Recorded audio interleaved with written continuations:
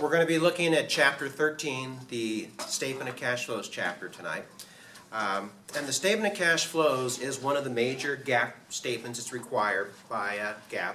You have the balance sheet, the income statement. We spent a lot of time in 201 talking about those. The cash flow statement doesn't really get a lot of respect, I like to think, but it's one of the most useful financial statements because the purpose of the cash flow statement is to show where your cash comes from. Okay, that's what we call cash inflows, and where the cash goes, the cash outflows. So whereas the balance sheet focuses on your assets and liabilities and the focus is on getting those properly stated, and the income statement's focus is getting your income and your expenses lined up to show your net income, the whole purpose of the cash flow statement is to go through and to show where your cash is coming from into the company and where it's going out of the company. And because the focus is on cash, and often cash is the other side of many transactions on the balance sheet or the income statement, the entries on the cash flow statement look a little odd. We're going to talk about that. But the key thing is that the cash flow statement is one of those documents that doesn't get a lot of use. And so my whole goal is for you guys to understand how it works and not be afraid of it. The way it works is pretty much we're going to look at how the cash changes from last year to this year and explain all the different reasons why it changed. Now, those reasons come from the transactions that occurred in the business. So we're going to look at transactions that got recorded on the balance sheet and transactions that got recorded in the income statement. But we're going to be looking at those transactions to see not whether the asset went up, inventory, or whether the expense went up, wages expense. We're going to see what happened to the cash. Did cash go up or go down? So you have to have a balance sheet and you have to have an income statement before you can do the cash flow statement. I like to say that those are actually the documents that are required. The cash flow statement is deconstructed from the balance sheet and income statement. And if you understand that, a lot of what you start to see on the cash flow statement makes a little bit more sense. So let's start over on page 600, and they talk about at the bottom of the page 3 major classifications. Okay, all the transactions that occur in a business are going to get put into one of 3 classifications on the cash flow statement. There's operating activities, which refers to the activities that come from running your business. There's investing activities, which come from activities where you spend money to invest back into your business or to invest in other companies. And there's financing activities, which is where we get the money we need to grow our business, which comes from either borrowing money or issuing stock. So all the transactions that happen in a company fall into one of those 3 categories. So what's a little different than what we've done in the past is we haven't looked at all those transactions the balance sheet income statement and tried to figure out how they fit into those 3 categories. Okay? But if you know that everything's coming from the balance sheet and the income statement, that makes it a little easier. Now you also have on the bottom of 601 something called significant non-cash activities. Usually on the cash flow statement we're only showing cash coming in and cash going out. However, if you have a transaction that involves a significant non-cash, like you borrow money to buy land, no cash is involved, you still have to show that because that impacts your cash flow in the future. So there's really 4 categories: the investing, the operating, the investing, the financing, and then the non-cash. Those are our major categories. Now one of the reasons that's important is because you'll see this in the study tips that I post for the test. You're going to have to go through, and when I give you a transaction, one of the problems I'm going to give you is going to be giving you transactions and saying, okay, tell me, is this going to show up on the operating activities, the investing activities, the financing activities, or the non-cash activities on the cash flow statement? So the way to know how to do that, instead of memorizing every possible transaction that occurs in a company, which is kind of high, is to use something that I call the cash flow roadmap. And this isn't in the book, but I just find it to be useful. So this is the cash flow roadmap.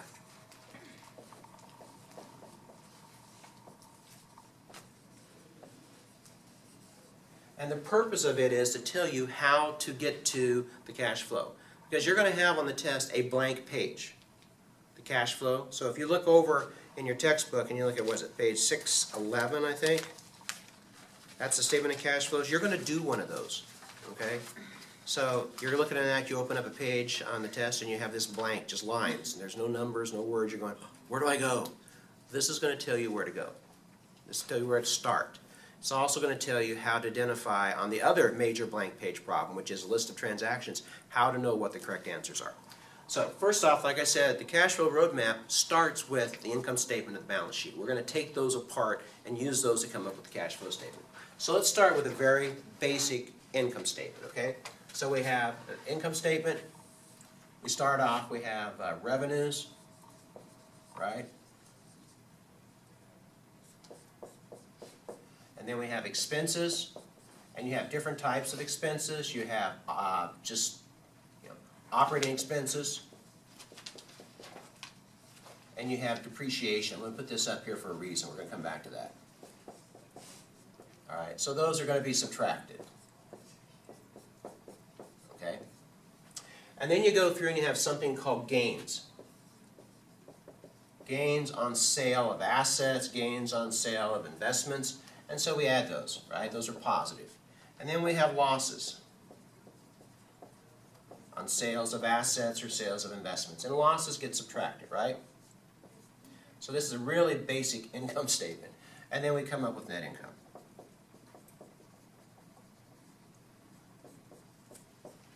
Okay. Then we have balance sheet. And our balance sheet is very basic too. We have current assets,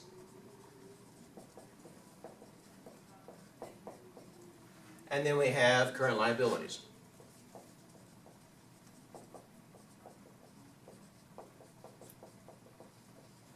And then you have long-term assets.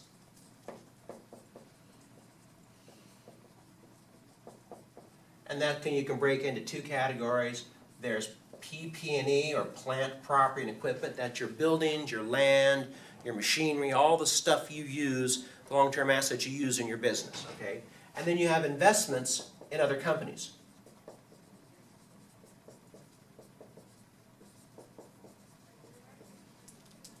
Now, not every company will have investments in other companies, but if you own stock in another company or you make a loan to another company, that's an investment, all right? And that gives you your total assets.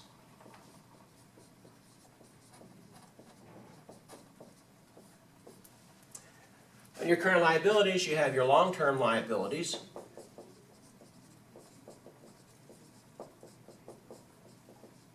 And then you have your stockholders' equity.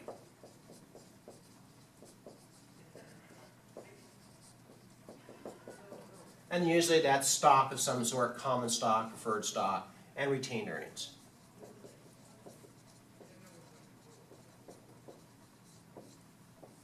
And that gives us our total liabilities and equity. Okay? So hopefully that looks pretty familiar. We've done all that stuff, right? Now, you're going to have those. As a matter of fact, as we go through this chapter, when I get past the theory side and start talking about the mechanics, I'm actually going to be looking at 2 pages. On page 605, you have for the company, Computer Services, this information. You have an income statement and you have a balance sheet, all right? And then that information is what we're going to use to put together the cash flow statement on page 611. So the cash flow statement has 3 major categories, okay? So here's your cash flow statement. You have operating activities at the top. And operating activities are the cash that comes from running your business. If you're a plumbing company, it's the cash that comes in from providing plumbing services, selling plumbing supplies, and the cash that goes out for paying for your salaries for your employees, and you're running your trucks and your inventory and all those things. So it's your operating your business, all right? Then you have your financing activities.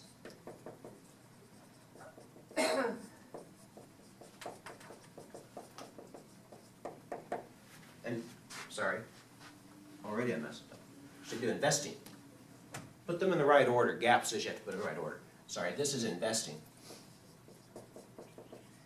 Investing activities is where you're investing in your business. So you're putting money into your business to grow it, you're putting money into it to buy new equipment, or you're investing in another business. And then the third category is going to be your financing activities.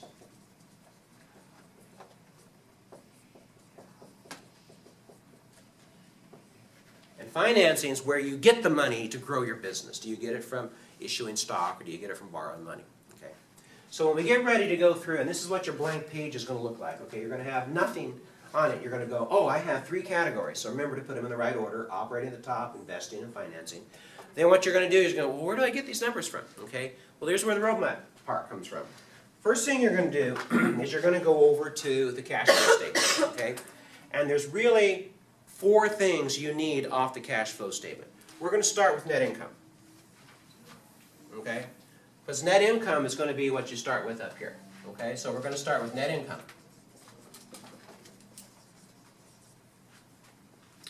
Then we're going to go through and we're going to make some adjustments. What are the adjustments we're going to have?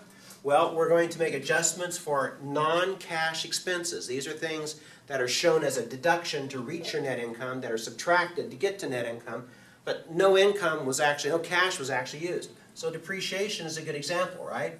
Depreciation expense, when you write a depreciation expense journal entry, you don't send a check to anybody, right? No cash goes out of the company. Yet it's subtracted from the net income. So what we need to do is we need to adjust it. And so we're going to take depreciation, and we're going to come over here and we're going to have depreciation expense.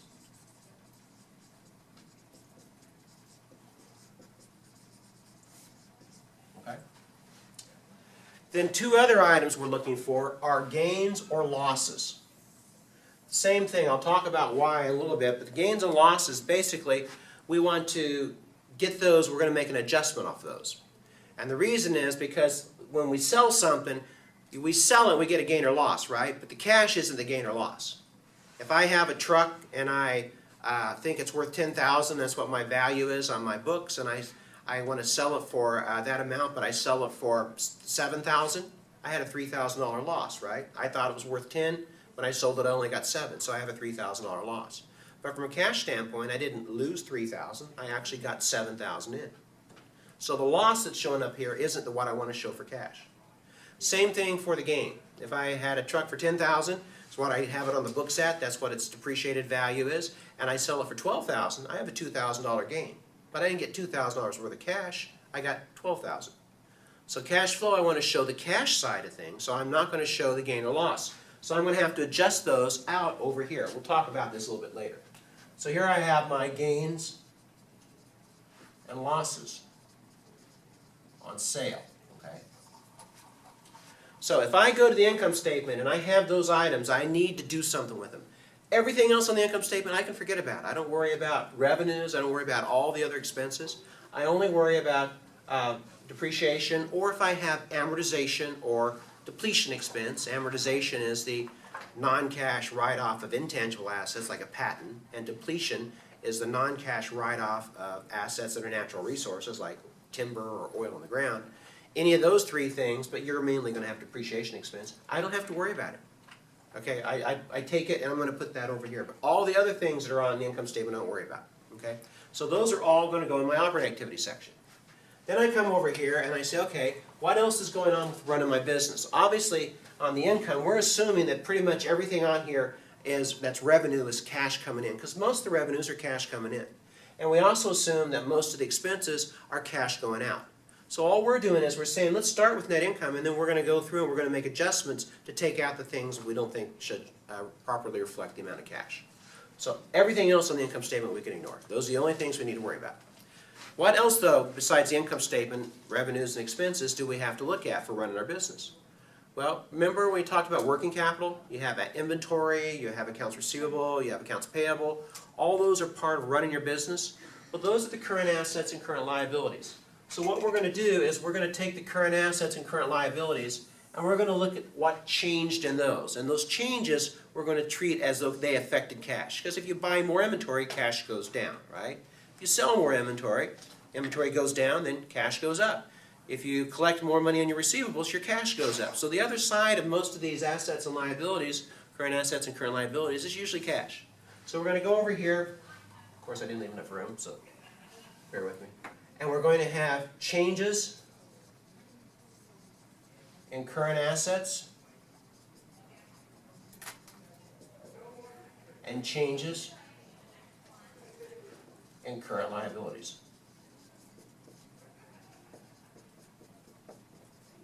Okay.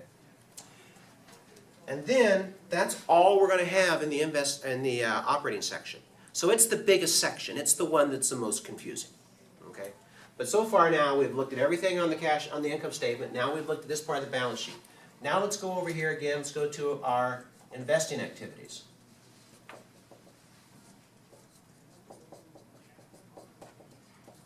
Where would I go to find out what happens with my investing activities? One place. Long-term assets. Because where I'm investing, I'm either investing in my own equipment by buying my own equipment or selling it if I don't need it anymore, so cash is coming in or cash is going out, or I'm investing in other companies by loaning them money or buying their stock. So what I want to look at under investing activities are going to be changes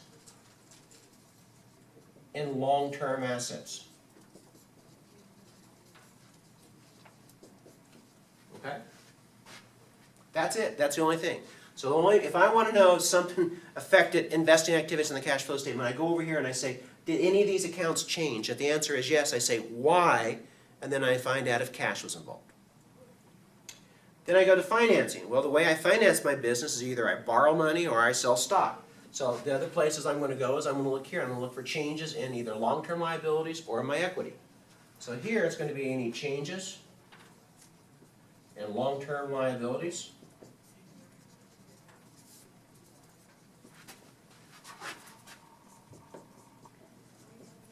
or changes in equity.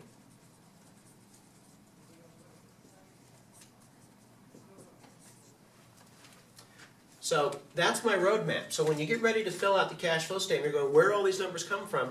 You're going to go over here to the income statement, to the balance sheet, and you're going to start looking at those and say, okay, well, what's on here that I need to worry about? Now, we're going to go through the mechanics of how I take numbers over and put them here. But while we're here, let's talk about the classifications. Because one of the problems I'm going to give you is going to be a list where you have a transaction, probably 8 or 10 transactions. And then you have to identify what section of the cash flow statement they would show up on, as well as whether cash would increase or decrease.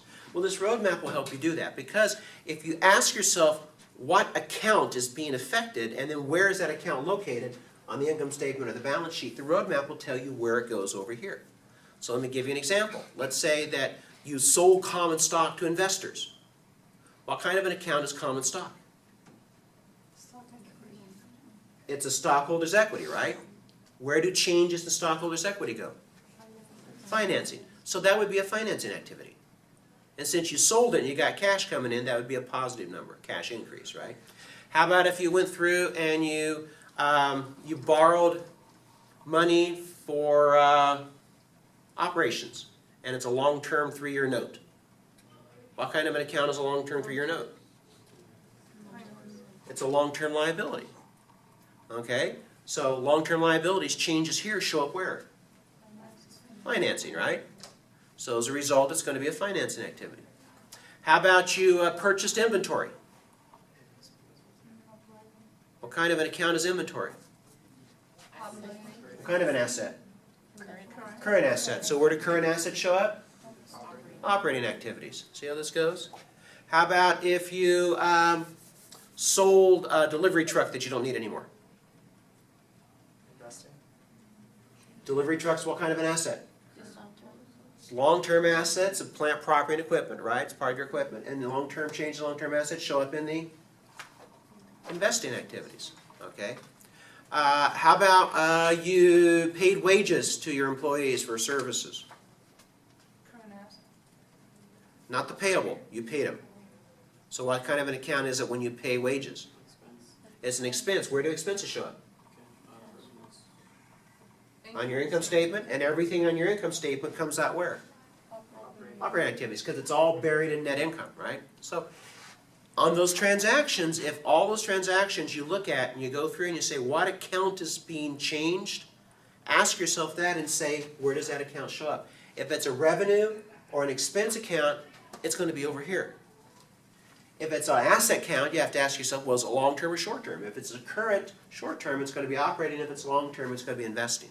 Same thing on liabilities. Current, operating, long-term, financing, and then all the stock transactions will be financing. How about if the company goes through and buys back treasury stock?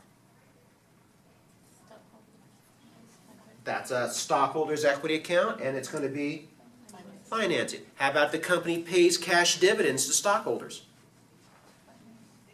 What account's affected by dividends? Cash is going out, right? If you pay dividends, cash goes down, so it's an outflow. But What account on here is affected by retained earnings? By dividends. Retained earnings, right? So it's retained earnings. Retained earnings is a stockholders' equity account, so it's going to be a finance activity. So I think the problem P1 that I gave you in Chapter 13 asked you to go through and do that. That was a good practice.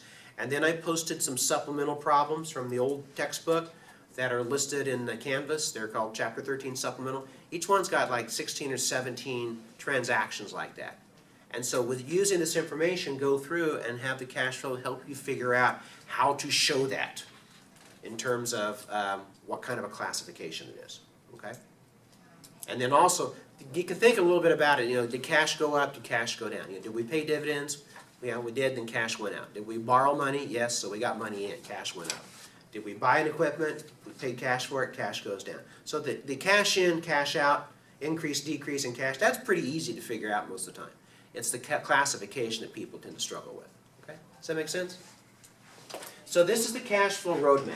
And since most people don't know that the cash flow statement itself comes from over here, they have no idea when we get ready to put this thing together why everything looks backwards.